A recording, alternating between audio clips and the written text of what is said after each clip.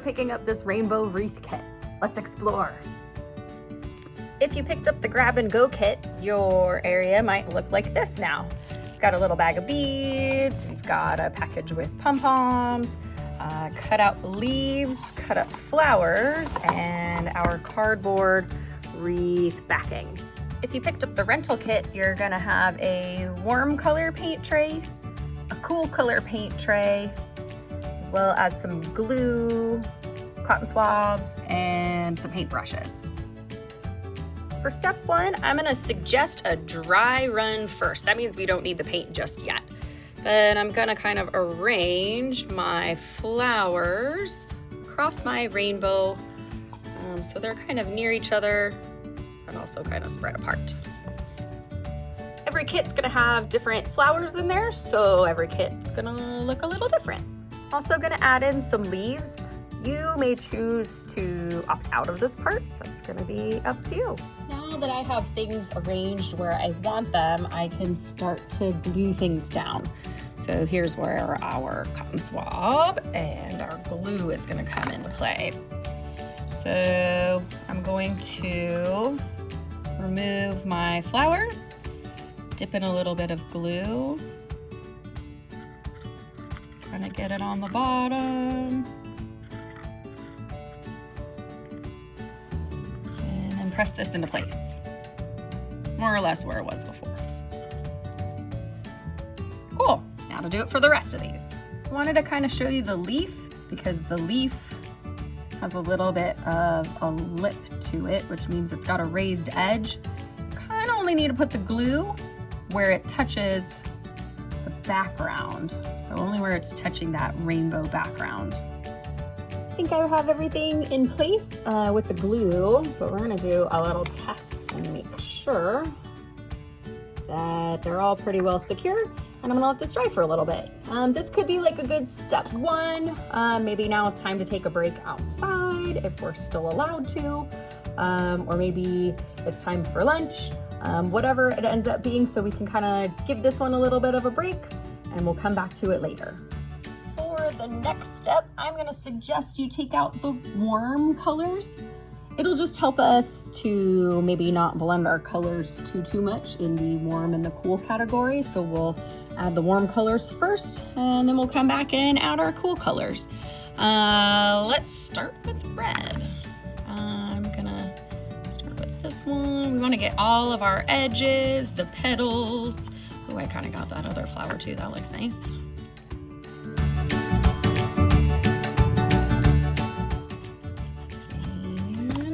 In order to wash my brush, I have, this wasn't in the kit, but if you've got just a regular cup, glass, plastic with a little bit of water in it, we're gonna rinse our brush off. So I'm kind of scrubbing it gently on the bottom of the jar.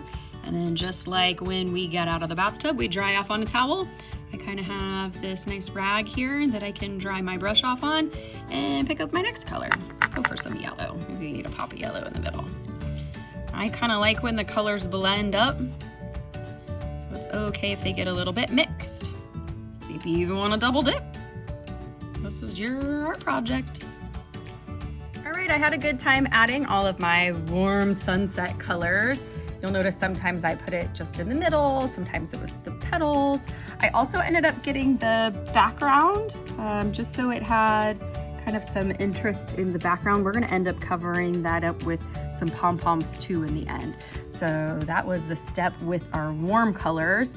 Next up is gonna be our cool colors. Maybe it was that you decided to do the warm colors and then let them dry. Maybe you end up extending this project out a little bit more, and then you come back and you try these cool colors. So we'll dip in a little bit of blue. Get this petal here. Maybe I also want to double dip in the silver. Gonna lighten it up. It's space-aged blue. I'm just gonna continue to add all these cool colors into the mix. So I started to work with a little bit of blue and a little bit of green. If I want to see what that color is, I can always kind of mix up my own unique color in the extra spots, if you want to. And I'm gonna let this dry and maybe come back to it tomorrow. Just a quick little note about the order of this project. If you wanted to extend it, you could even have your artist paint the flowers individually. As you can see, it's kind of harder to get the sides of the flowers when they're already attached to the rainbow, but you could do it either way. So either paint the flowers first and then arrange them on the rainbow, or you could arrange them on the rainbow and then paint like I did. Okay, next, pom-poms and glue. I saved the little plastic wrap on it so that it didn't dry out from when I placed the flowers on. You might want to do the same thing.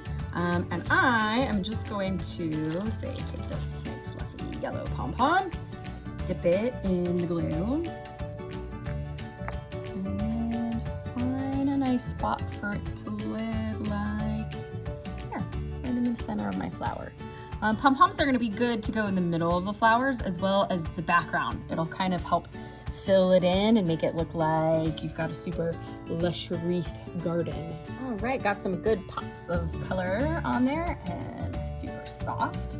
I still have some left over, which is cool. It means maybe I could use them for a different project. I do have some empty spaces left, which maybe we could fill with some beads. I'll show you how to do that.